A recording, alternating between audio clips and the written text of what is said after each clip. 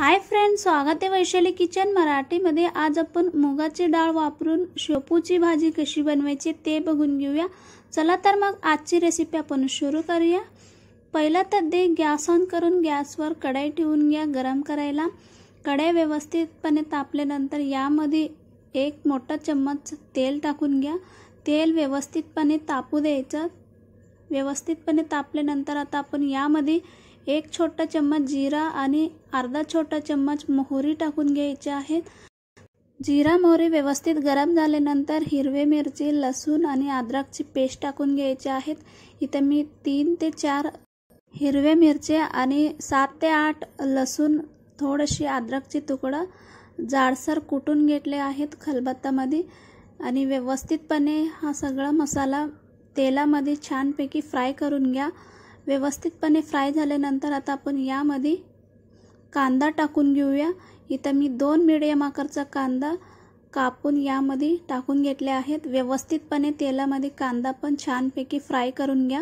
आता आपण यामध्ये थोडीशी हिंग टाकून घेऊया। हिंग टाकल्यानंतर छानपैकी आपल्याला कांदा परतून घ्यायचा आहे, गोल्डन कलर यायच्यापर्यंत।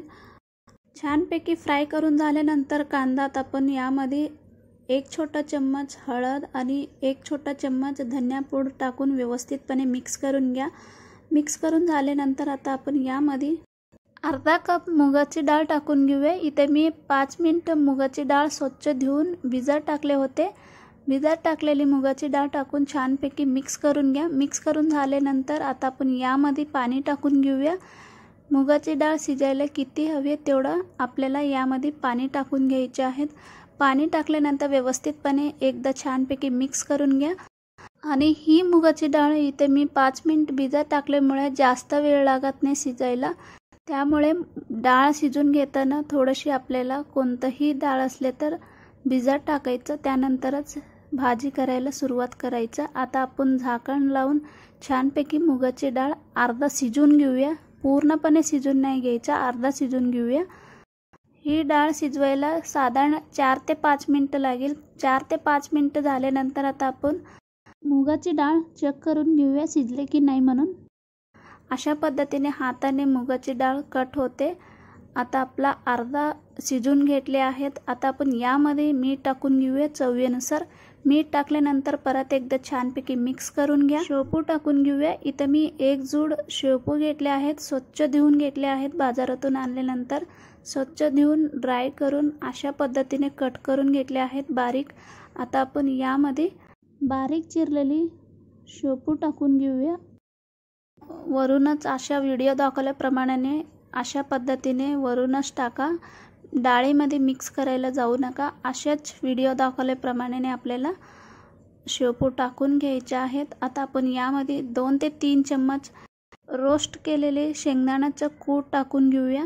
शेंगदाण्याचं कूट टाकल्यानंतर आता आपण परत झाकण लावून छानपैकी गॅस मीडियम हाय हीटवरती ठेवून वाफेवर साधारण 3 ते 4 मिनिट ही शेपू आपल्याला शिजून घ्यायचे आहेत।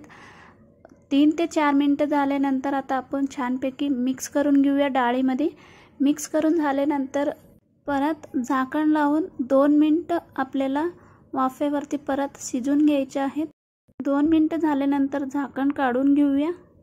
वाफेवरती शेपू शिजून घेतल्यानंतर तुम्ही इथे पाहू शकता यामध्ये थोडीशी पाणी आहेत। पाणी पूर्णपणे जायच्यापर्यंत आपल्याला चम्मचने मिक्स करत राहायचे आहेत। तुम्ही इथं पाहू शकता पूर्णपणे पाणी आटून जायच्यापर्यंत इथे मी फ्राय करून घेतले आहेत। आता आपला भाजी रेडी आहे। आता आपण ही शेपूची भाजी एक कढईमध्ये सर्व करूया। खूप छानपैकी लागते, तुम्ही नक्की एकदा ट्राय करा, तुम्हाला पण खूपच आवडेल। रेसिपी आवडली असले तर लाईक, शेअर आणि सबस्क्राईब करायला विसरू नका। परत भेटूया एक असंच छान छान रेसिपी बरोबर। तोपर्यंत मस्त खा आणि मस्त राहा।